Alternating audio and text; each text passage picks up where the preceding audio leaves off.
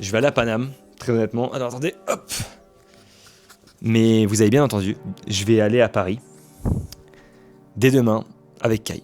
Et pourquoi je vous dis ça en début de cette vidéo, qui n'a d'ailleurs rien à voir, vous avez vu au titre, c'est parce que je vais vlogger.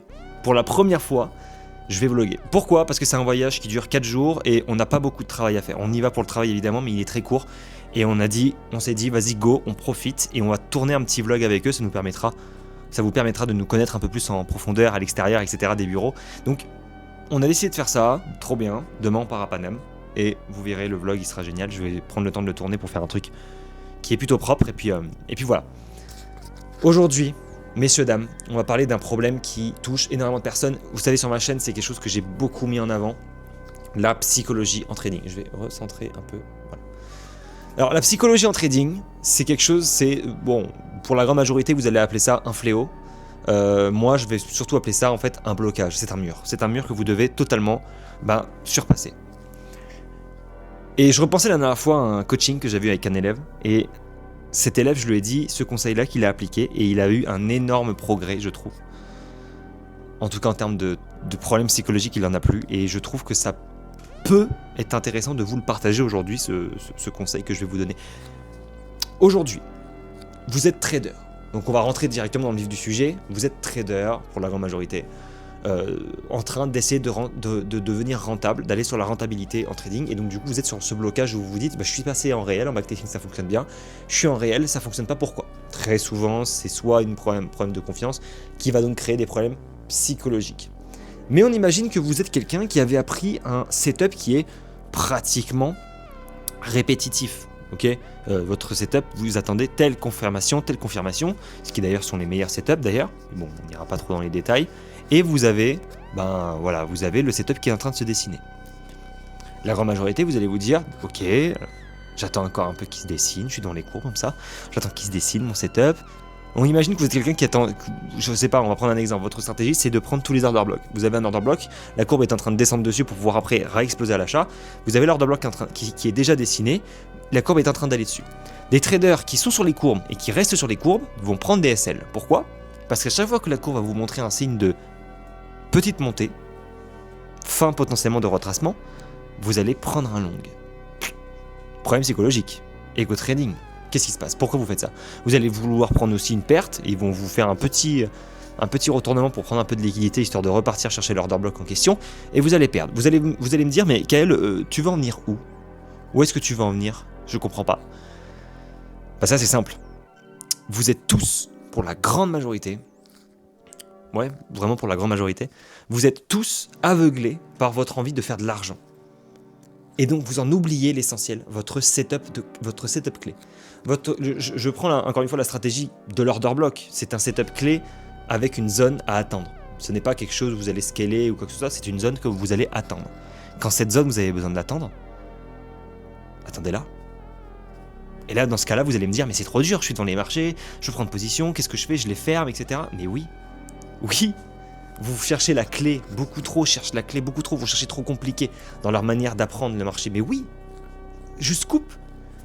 Et dans ce cas-là, vous allez me dire, mais alors du coup, je reviens quand ? Je reviens toutes les 15 minutes si je suis en M15 ? Non. TradingView a un outil qui est génial et qui d'ailleurs vous permet de maxer vos performances. Ça s'appelle les alertes. Mettez des alertes. Vous mettez des alertes sur votre zone order block et vous fermez les courbes. Voilà ce que j'ai dit à mon élève. Tu as donc des zones. On imagine que c'est l'order block. Tu as ta zone d'intérêt, la zone dans laquelle tu as intérêt à ce que le marché revienne dedans pour pouvoir prendre potentiellement position. En attendant qu'il y aille, tu n'as rien à faire à part attendre. Plutôt que de rester sur les marchés et de potentiellement commencer des erreurs, arrête et va directement chercher faire autre chose en fait. Seulement tu mets ta zone, tu mets zone d'intérêt et t'attends. Il n'y a pas 36 000 choix. Évidemment après tu mets d'autres zones, shift, peu importe en fonction de ta stratégie, mais c'est tout. Vous n'avez rien d'autre à faire que de mettre vos zones et de quitter vos courbes. Je ne parle pas de la mettre juste en dessous et on va voir 2 fois. Vous quittez votre courbe. Tant que l'alerte n'a pas sonné, vous n'avez aucune raison de revenir sur les marchés financiers. Vous n'avez aucune raison de prendre position. Ça ne suit pas votre plan. Donc arrêtez de le faire. Pourquoi vous le faites ? Ça, c'est quelque chose que j'ai appris à mon élève et il a fait une semaine de test et il a eu des résultats qui étaient phénoménales. Il prenait énormément de SL sur la propre firme, énormément de TP qui étaient agréables, mais aussi des SL qui étaient très frustrants parce qu'il était sur les graphiques et il restait dessus. Mais ça sert à rien. Arrête Ta zone, elle sonne pas. À l'heure actuelle, je vais essayer de vous montrer sur le téléphone, comme ça vous allez pouvoir un petit peu en quelque sorte comprendre ce que j'essaie de vous expliquer. Je vais allumer TradingView de mon téléphone, bougez pas. Alors s'il veut bien fonctionner, voilà. Vous avez ici TradingView qui ne va pas s'afficher. Il est tout en blanc, c'est infernal. Je vais essayer de le mettre en noir, bougez pas. Je sais même pas comment on fait sur la toile téléphone. Attendez. J'essaye en même temps. Je crois que c'est configurer ouais, travail perso. Ah oui, c'est là. Bougez pas. Donc là, je vais essayer de vous le changer. Ah non, bah non, j'arrive pas. Merde, c'est chiant. Et vous pouvez pas voir la courbe là? Attends, si, je vais essayer de baisser la luminosité. Ok, là vous voyez un peu plus la courbe. Ok. Vous voyez, vous avez un trait en dessous. Ok. Vous voyez ce trait là, ici? C'est mon trait d'alerte. C'était mon trait pour ma zone d'intérêt qui était là. Voilà. J'ai attendu que la courbe revienne dedans. Comme vous pouvez le voir, elle n'est pas revenue. La courbe n'est pas revenue à l'intérieur de ma zone. Bon, pas de souci. Bah, j'ai pas pu prendre position. Mais c'est pas grave. J'en avais aucune raison de prendre position avant ça. Aucune. Donc j'ai pas pris position. Ça m'a évité de potentiellement faire des erreurs psychologiques. Ok? Bon, voilà. C'est un autre exemple que je voulais vous donner, mais pensez que la psychologie, c'est un peu une sorte de jeu vidéo. Vous mettez des objectifs dans la vie. Même dans votre vie quotidienne, que ce soit au niveau du sport, etc., vous mettez des objectifs. La grande majorité des traders avec la psychologie, bah, ils réussissent pas parce que vous ne mettez pas d'objectifs. D'objectifs dans votre trading analytique, pas dans votre objectif mensuel, financier ou peu importe, objectif analyse. Donc quand vous vous réveillez le matin, vous vous dites toujours la même chose, parce que tous les traders font ça, je m'attends à ça aujourd'hui.